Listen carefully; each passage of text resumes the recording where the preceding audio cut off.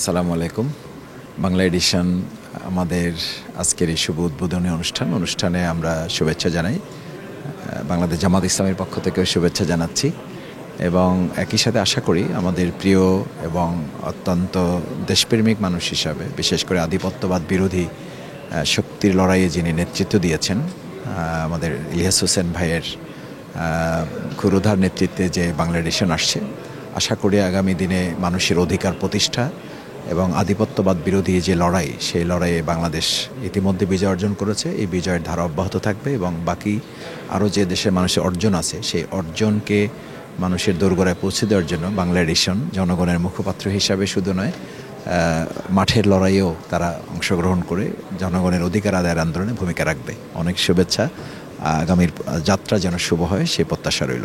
আজকে বাংলা এডিশনের এই শুভ যাত্রায় আমি শুভেচ্ছা জানাচ্ছি, স্বাগত জানাচ্ছি। আমরা আশা করব এই মাল্টিমিডিয়া বা ডিজিটাল মিডিয়ার এই যে আয়োজন, এটা বাংলাদেশের মানুষকে আশান্বিত করবে। সত্যের সাথে এই মিডিয়া থাকবে, সত্যকে সত্য বলবে, মিথ্যাকে মিথ্যা বলবে, সাদাকে সাদা বলবে, কালোকে কালো বলবে। আমরা বহুদিন থেকে বাংলাদেশের মানুষ এখন জাতীয় মিডিয়া এবং আমাদের যে ইলেকট্রনিক এবং প্রিন্ট মিডিয়া যেগুলো আছে, এগুলোর উপর থেকে আস্থা হারিয়ে ফেলেছি। কারণ হলো, আমরা দেখেছি যে এই মিডিয়াগুলো যথার্থ সত্য উপস্থাপন করতে ব্যর্থ হয়েছে। তারা পক্ষপাত দুষ্ট। আমরা আশা করব এই বাংলা এডিশন এই পক্ষপাত দুষ্টের ঊর্ধ্বে উঠে সত্য এবং বস্তুনিষ্ঠ সংবাদ তারা পরিবেশন করবে। বাংলা এডিশন ইলিয়াস হোসাইন আরম্ভ করেছেন, অনেক দিন থেকে কাজ করছেন। আজকে আনুষ্ঠানিক যাত্রা,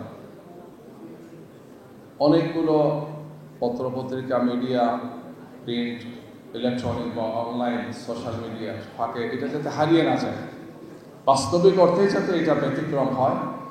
জাতির কথা বলে, বাংলাদেশের কথা বলে, মুসলিমের কথা বলে, জালেমের বিরুদ্ধে যাতে সোচ্চার থাকে। আমরা কোনো ডান অথবা বাম কোনো দিকে আমরা চাই না বাংলা এডিশন যান।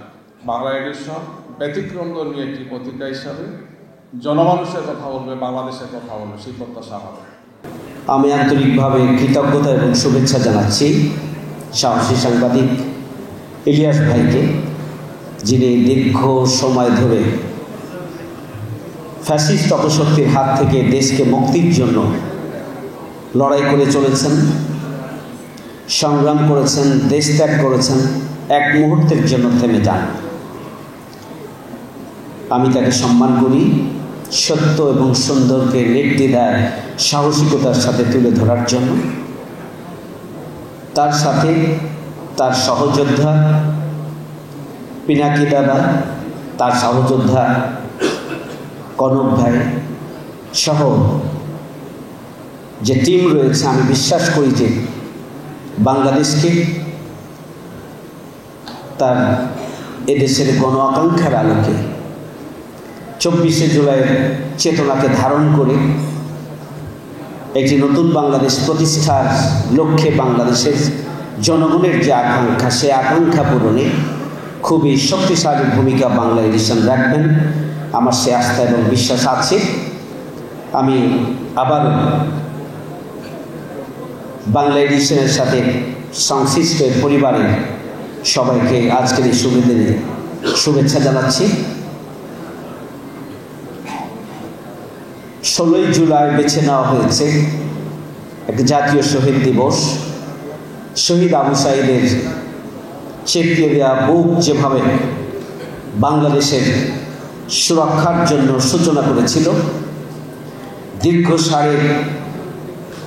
15.5 বছর জুড়ে দেশের জনগণের সাহসী সৈনিক হিসাবে ইলিয়াস ভাইয়েরা যেভাবে ভূমিকা পালন করেছিলেন, আমি বিশ্বাস করি আজকের এই দিনটিকে বাংলা এডিশন বেছে নিয়েছেন এবং এর মধ্য দিয়ে একটা নতুন ধারা অবশ্যই সৃষ্টি হবে এবং যে ধারাকে অন্যান্য মিডিয়াগুলো নজর ভিত্তিক এবং প্রভাবের দিকে নুয়ে পড়া মিডিয়াগুলো বাংলা এডিশনকে ফলো করে আগামী দিনে এগিয়ে যেতে বাধ্য হবে, সে বিশ্বাস